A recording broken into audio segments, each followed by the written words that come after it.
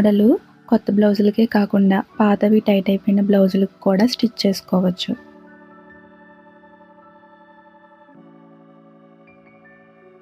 ఈ pattern cross cut blouse అయినా princess cut బ్లౌజెస్కైనా stitch చేసుకోవచ్చు. కట్ చేసుకునేటప్పుడు మాత్రం మార్జిన్ అయితే తీసుకోకుండా కట్ చేసుకోవాలి. బ్లౌజ్కి 2 ఇంచెస్ అయితే మార్జిన్ తీసుకుంటాం కదా, ఆ మార్జిన్ లేకుండా అయితే సేమ్ యాజ్ ఇట్ ఈస్గా మీరు ఎప్పుడు ఎలా అయితే బ్లౌజ్ స్టిచ్ చేస్తారో అలానే స్టిచ్ చేసుకోవాలి. సైడ్ జాయింట్స్ మాత్రం అటాచ్ చేయకూడదు.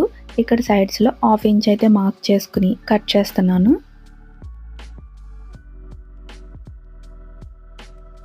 లైనింగ్ అండ్ మెయిన్ ఫ్యాబ్రిక్ని కలిపి ఒక స్టిచ్ అయితే వేసుకోవాలి. 4 సైడ్స్ కూడా 1/2 ఇంచ్ అయితే కట్ చేసుకుని స్టిచ్ చేసుకోవాలి. ఇక్కడ హ్యాండ్ స్టార్టింగ్ పాయింట్ నుంచి నడుం వరకు లెంత్ అయితే చెక్ చేసుకోండి. ఇక్కడైతే 14 ఇంచెస్ అయితే వచ్చింది. ఈ బ్లౌజ్ 1 మీటర్ బ్లౌజ్ పీస్తో అయితే స్టిచ్ చేస్తున్నాను.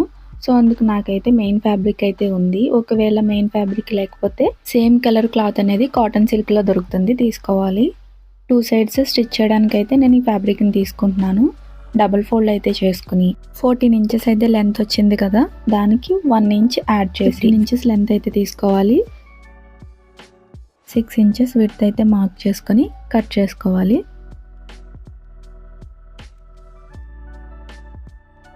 లైనింగ్ బ్లౌజ్ కాబట్టి లైనింగ్ అయితే అటాచ్ చేస్తున్నాను.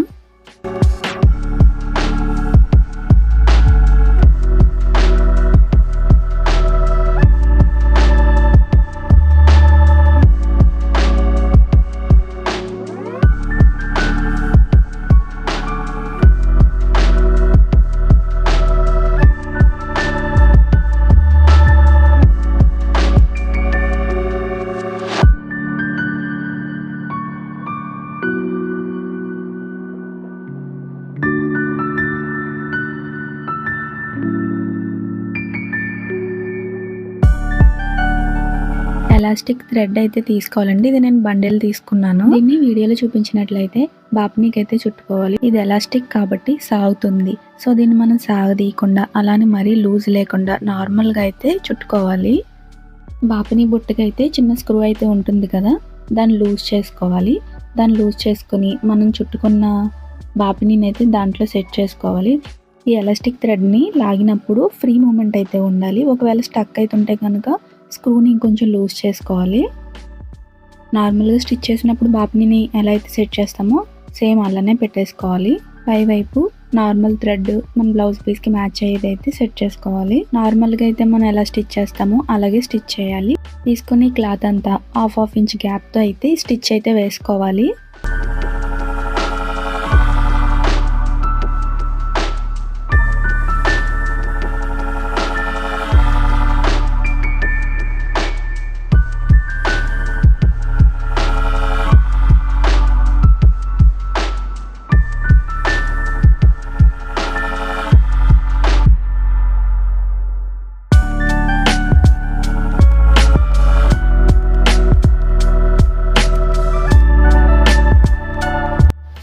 ఈ ఫ్యాబ్రిక్ని 2 సైడ్స్ అటాచ్ చేయడం కోసం అయితే తీసుకున్నాం కాబట్టి మిడిల్లోకి అయితే మార్క్ చేసుకోవాలి. మార్కింగ్కి అటు సైడ్ ఇటు సైడ్ అయితే స్టిచ్ వేసుకొని అప్పుడైతే మధ్యలో కట్ చేసుకోవాలి.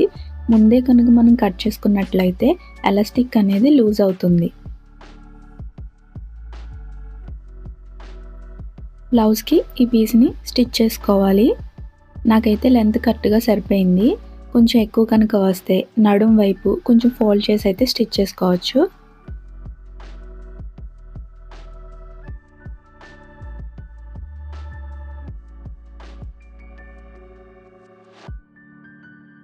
ఈ ఎలాస్టిక్ ఫ్యాబ్రిక్ని 2.5కి అయితే మార్క్ చేసుకుని ఎక్స్ట్రా ఉన్న క్లాత్ని కట్ చేసుకోవాలి. దాన్ని కూడా బ్లౌజ్కి అయితే జాయిన్ చేసుకోవాలి. ఇక్కడైతే లైనింగ్ ఫ్యాబ్రిక్ని తీసుకొని జాయిన్ చేసిన చోట అయితే వీడియోలో చూపించినట్టయితే స్టిచ్ చేస్తున్నాను. ఇలా స్టిచ్ చేసుకోవడం వల్ల ఫినిషింగ్ బాగుంటుంది. అలానే ఎలాస్టిక్ ఊడిపోయే ఛాన్సెస్ కూడా ఉండవు.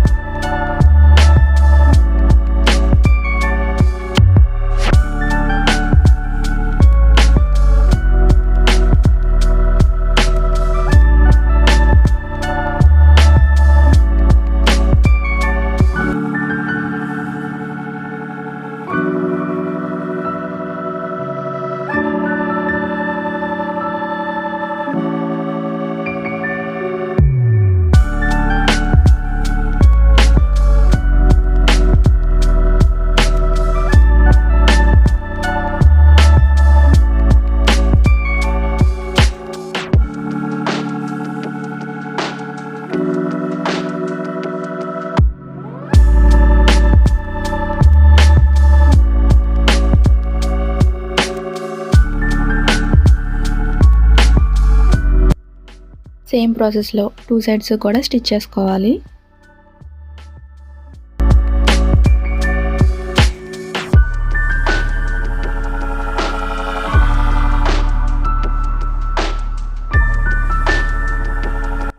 మీరు కనుక మన వీడియోని ఫస్ట్ టైం కనుక చూస్తున్నట్లయితే లైక్ చేసి సబ్స్క్రైబ్ చేయడం మాత్రం మర్చిపోకండి.